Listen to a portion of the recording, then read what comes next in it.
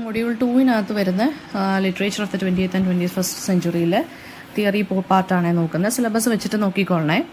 So first one എന്ന് പറയുന്നത് evolution of the reader ആണ്. അതായത് പുതിയ evolution of the reader along with new literary forms. അതായത് ഇലക്ട്രസി എന്താണ്, ഇ ബുക്സ് എന്താണ്, interactive fiction, hyper text, non linearity, ഇങ്ങനെയുള്ള അതിൻ്റെ also new modes of story telling. ഈ ടോപ്പിക്സ് ആണ് ഈ ഒരു ഓഡിയോയ്ക്കകത്ത് ഞാൻ ഡിസ്കസ് ചെയ്യുന്നത്. ഇപ്പോൾ ഫസ്റ്റ് വൺ എന്ന് പറയുന്നത് എവല്യൂഷൻ ഓഫ് ദി റീഡർ. അതായത് റീഡറിൻ്റെ എവല്യൂഷൻ എങ്ങനെയാണ്, റീഡേഴ്സിന് ഓരോ കാലഘട്ടത്തിലും വന്ന മാറ്റങ്ങൾ, അല്ലെങ്കിൽ എസ്പെഷ്യലി പോസ്റ്റ് മോഡേൺ പീരീഡിൽ വന്ന മാറ്റങ്ങൾ എന്തൊക്കെയാണെന്നാണ് നമ്മൾ നോക്കുന്നത്. അപ്പം റീഡേഴ്സ് ഫസ്റ്റ് ഓഫ് ഓൾ എന്താണ്, പാസീവായിട്ടായിരുന്നു പണ്ട് അവർ വായിച്ചുകൊണ്ടിരുന്നതെങ്കിൽ കുറച്ചുകൂടെ കഴിഞ്ഞപ്പോൾ ആക്റ്റീവായിട്ടുള്ള എൻഗേജ്മെൻറ്റ് വരാൻ തുടങ്ങി. അപ്പോൾ ആ നേച്ചർ ഓഫ് റീഡിങ് തന്നെ നല്ല രീതിയിൽ സിഗ്നിഫിക്കൻ്റ് ആയിട്ട് ചേഞ്ചസ് വന്ന് തുടങ്ങി. ഇനി എങ്ങനെയായിരുന്നു എവല്യൂഷൻ എന്ന് ചോദിച്ചു കഴിഞ്ഞാൽ, ആദ്യമേ ട്രഡീഷണൽ ആയിട്ടുള്ള ട്രഡീഷണൽ റീഡർ എന്ന് വെച്ചാൽ പ്രിൻറ്റ് കൾച്ചർ സപ്പോർട്ട് ചെയ്യുന്ന ആളുകൾ. അതായത് വളരെ എന്താ പറയുക, ഒരു ലീനിയർ റീഡിംഗ് ആയിരുന്നു.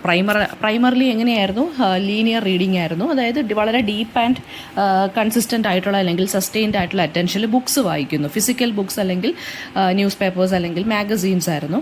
വളരെ പാസീവായിട്ട് വായിച്ചു പോവുകയാണ്. പിന്നെന്താ പറയുക, ഓതർ എന്താണോ പറഞ്ഞത് അത് അതുപോലെ കൺസ്യൂം ചെയ്തെടുക്കുന്നു. വേറൊരു ഇൻറ്ററാക്ഷനും ഓതറുമായിട്ട് ഇല്ല. ഇൻറ്ററാക്ഷൻ ഇൻ ദ സെൻസ് എന്താണ്, ഓതർ കൺവേ ചെയ്തതിനപ്പുറത്തേക്കൊന്നും ഇല്ല.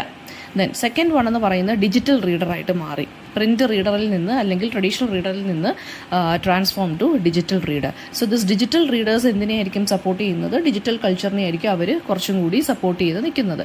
ഇപ്പോൾ ക്യാരക്ടറിസ്റ്റിക്സ് ഫീച്ചേഴ്സ് എന്ന് വെച്ച് കഴിഞ്ഞാൽ ഫ്രാഗ്മെൻറ്റഡ് ആയിരിക്കും, ഹൈപ്പർ ലിങ്കൊക്കെ യൂസ് ചെയ്തിട്ടൊക്കെ ആയിരിക്കും വായിക്കുന്നത്. നിങ്ങൾക്കിപ്പോൾ പഠിക്കാനുള്ള ഡിജിറ്റൽ ലിറ്ററേച്ചറിൽ തന്നെ നിങ്ങൾക്ക് പഠിക്കാനുള്ള കുറേ പോംസ് ഒക്കെ ഉണ്ടല്ലോ. നമ്മൾ ആ ലിങ്കിൽ ക്ലിക്ക് ചെയ്തിട്ടാണ് നമ്മൾ അങ്ങോട്ട്, അതായത് അങ്ങനെയുള്ളതെണ്ണം ഉണ്ട്. പിന്നെ ഡിജിറ്റലി ഫോർ എക്സാമ്പിൾ എന്താ പറയുക, ഡിജിറ്റലി ഫ്ലറിഷ്ഡ് ആയിട്ടുള്ള കുറച്ച് പോംസ് ആണ് നിങ്ങൾക്ക് പഠിക്കാനുള്ളത്. അലോങ് ദ ബ്രൈനി ബീച്ച് എന്നൊക്കെ പറയുമ്പോൾ നല്ല വെറൈറ്റി ആയിട്ടുള്ള രീതിയിലൊക്കെയാണ്.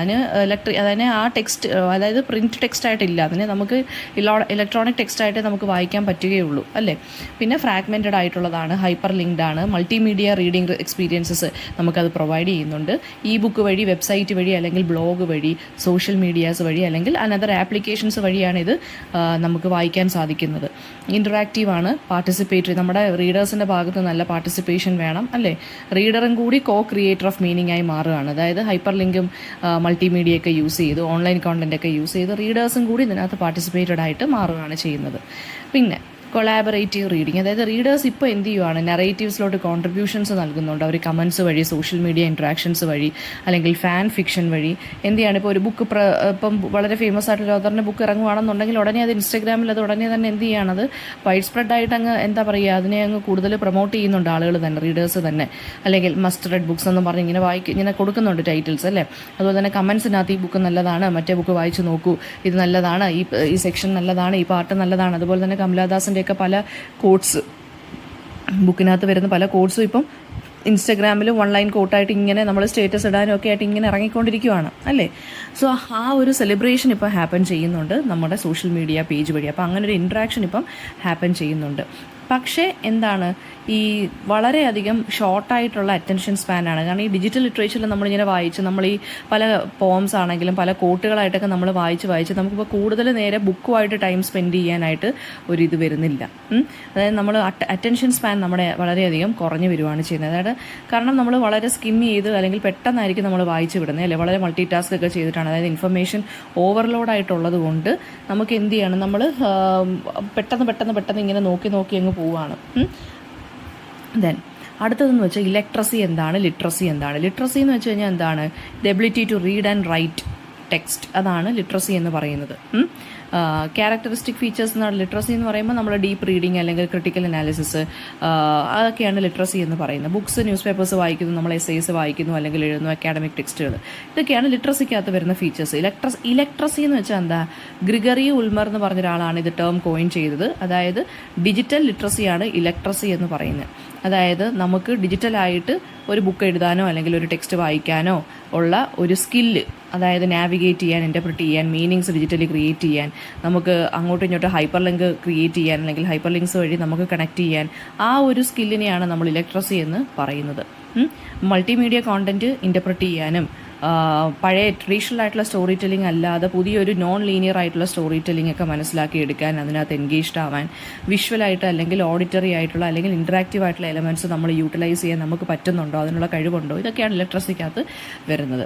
എക്സാമ്പിൾ എന്ന് പറയുമ്പോൾ സോഷ്യൽ മീഡിയ അല്ലെങ്കിൽ ഓൺലൈൻ വീഡിയോസ്, ഡിജിറ്റൽ ആർട്ട്, ഇതൊക്കെയാണ് എക്സാമ്പിൾസ്. നെക്സ്റ്റ് വൺ എന്ന് പറയുന്നത് ഇ ബുക്ക്. ഇ ബുക്ക് എന്ന് പറയുമ്പോൾ ഡിജിറ്റൽ വേർഷൻ ഓഫ് നമ്മുടെ ഫിസിക്കൽ ബുക്കിനെയാണ് നമ്മൾ ഇലക്ട്രോണിക് ബുക്ക് അല്ലെങ്കിൽ ഇ ബുക്ക് എന്ന് പറയുന്നത്.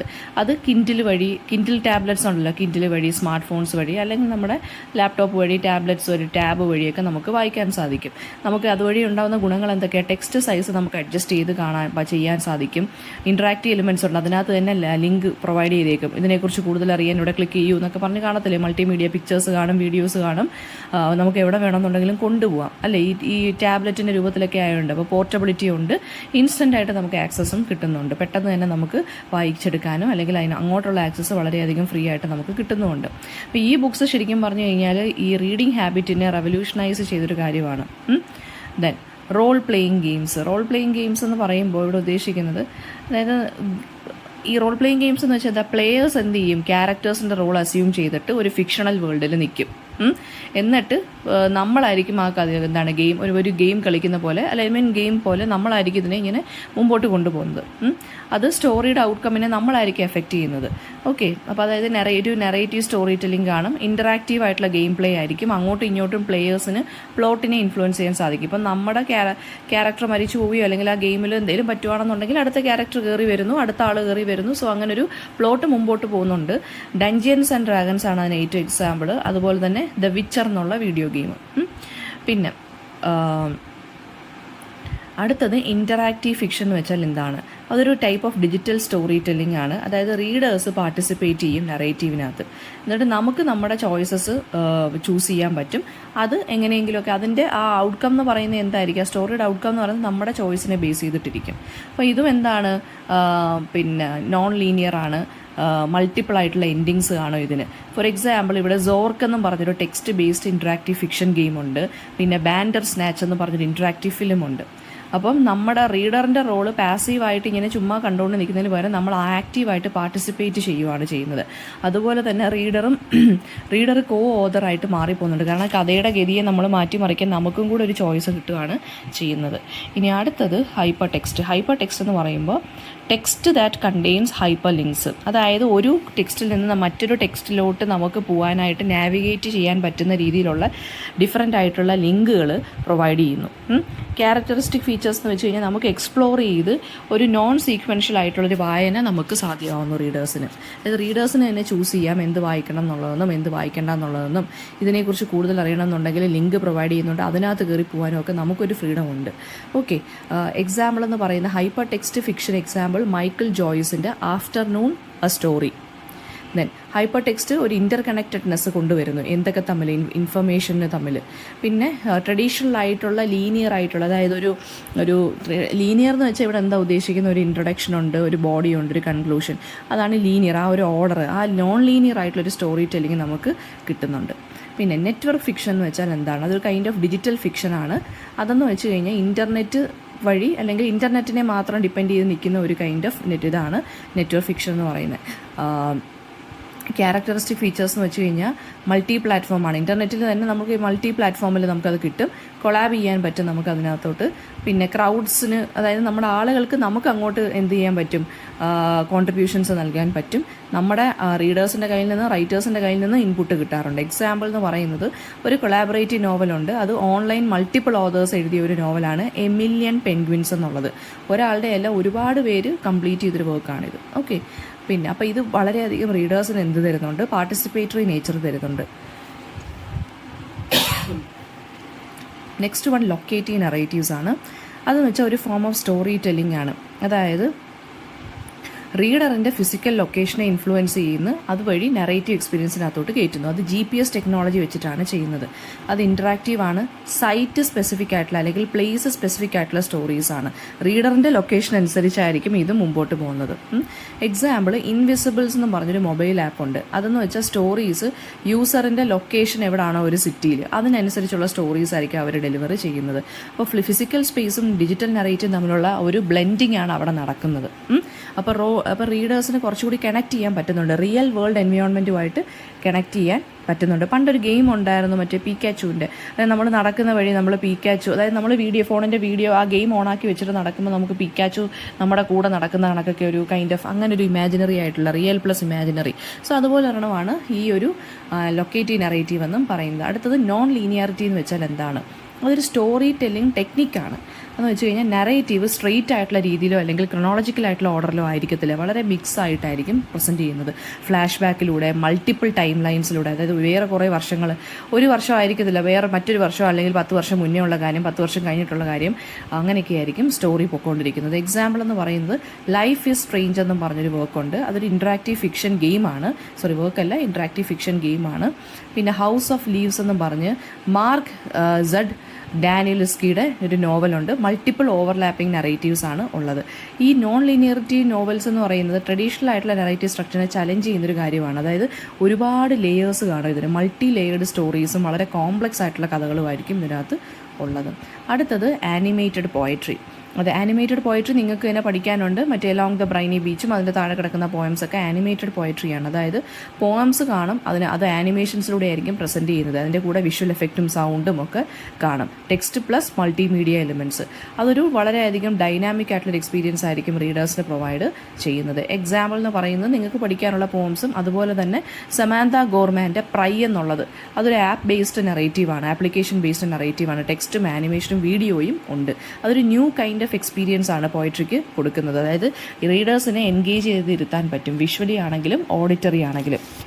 ദെൻ അടുത്തത് ഇൻസ്റ്റാ പോയംസ് എന്ന് വെച്ചാൽ എന്താണ്? ഇൻസ്റ്റാ പോയംസ് എന്ന് വെച്ചാൽ ഇൻസ്റ്റഗ്രാമിലുള്ള ഷോർട്ട് അല്ലെങ്കിൽ വിഷ്വലി അപ്പീലിംഗ് ആയിട്ടുള്ള പോംസിനെയാണ് ഇൻസ്റ്റാ പോയംസ് എന്ന് പറയുന്നത്. വളരെ മിനിമലിസ്റ്റ് ആയിരിക്കും. ഫോർ എക്സാമ്പിൾ രൂപി കൗറിൻ്റെ പോയട്രി, നിക്കിത ഗില്ലിൻ്റെ പോയട്രിയൊക്കെ ഇൻസ്റ്റാ പോയട്രിയാണ്. അതായത് രൂപി കൗറിൻ്റെ പോയട്രി എന്നൊക്കെ പറയുമ്പോൾ അവരിപ്പോൾ കനേഡിയൻ ടൊറൻറ്റോ ബേസ്ഡ് റൈറ്ററാണ്. അവർ പഞ്ചാബിലാണ് ജനിച്ചത്, പഞ്ചാബി ബേസ്ഡ് ആണ്. സോ അവരുടെ പോയട്രി നിങ്ങൾ ഇൻസ്റ്റഗ്രാമിൽ നിങ്ങൾ കണ്ടിട്ടുണ്ടായിരിക്കും.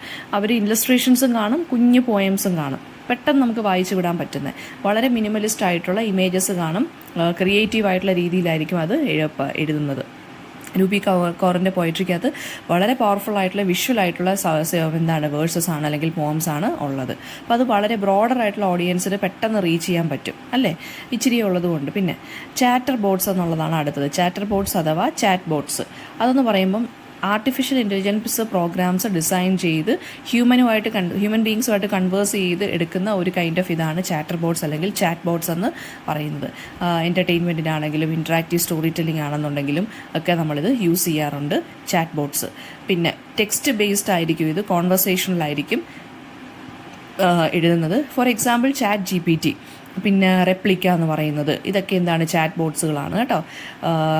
പിന്നെ അടുത്തതെന്ന് വെച്ച് കഴിഞ്ഞാൽ ട്വിറ്റർ ഏച്ചർ എന്ന് വെച്ചാൽ ലിറ്ററേച്ചർ ക്രിയേറ്റഡ് അല്ലെങ്കിൽ അഡാപ്റ്റഡ് ഇൻ ട്വിറ്റർ, അതാണ് ട്വിറ്റർ ഏച്ചർ എന്ന് പറയുന്നത്. അതായത് 280 ക്യാരക്ടർ ട്വീറ്റ്സ് മാത്രമുള്ള എന്തെഴുത്തിനെയും ലിറ്ററേച്ചറായിട്ട് ബന്ധപ്പെട്ട എന്ത് കാര്യത്തിനെയും നമുക്ക് ട്വിറ്റർ ഏച്ചർ എന്ന് പറയാം.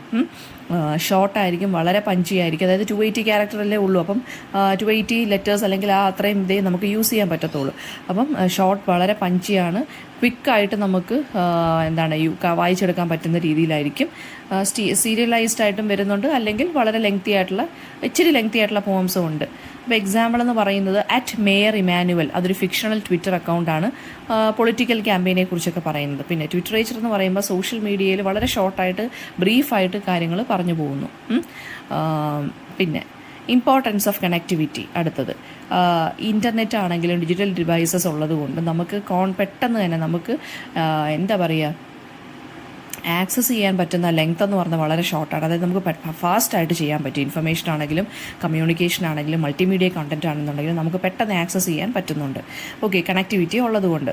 അപ്പോൾ ഈ ഇൻ്റർ കണക്റ്റഡ്നെസ് ഉള്ളതുകൊണ്ടും ഇൻസ്റ്റൻ്റ് ആയിട്ടുള്ള കമ്മ്യൂണിക്കേഷൻ ഉള്ളതുകൊണ്ടും ഈ ഡിഫറെൻറ്റ് മീഡിയ ഫോംസ് ഒക്കെ ബ്ലെൻഡായിട്ട് നിൽക്കുന്നത് കൊണ്ടും നമുക്ക് എന്ത് വേണമെങ്കിലും ഇപ്പോൾ പെട്ടെന്ന് കിട്ടും ഒരു ക്ലിക്കിൽ അല്ലേ, അല്ലെങ്കിൽ ഒരു ടച്ചിൽ. ഇപ്പോൾ കണക്ടിവിറ്റി ഉള്ളതുകൊണ്ടാണ് റീഡിംഗ് ആണെങ്കിലും സ്റ്റോറി ടെല്ലിംഗ് ആണെന്നുണ്ടെങ്കിലും ആ ഒരു ഫീൽഡ് രണ്ടും റെവല്യൂഷനൈസ്ഡ് ആയിട്ട് മാറിയത്. റീഡേഴ്സിന് എവിടെ നിന്ന് വേണമെന്നുണ്ടെങ്കിലും ഡിഫറെൻറ്റ് പ്ലാറ്റ്ഫോംസിലൂടെയൊന്നും സംസാരിക്കാം, എൻഗേജ് ചെയ്യാം, കഥ പറയാം, കൊളാബറേറ്റ് ചെയ്യാം ഓതേഴ്സുമായിട്ട് അല്ലേ.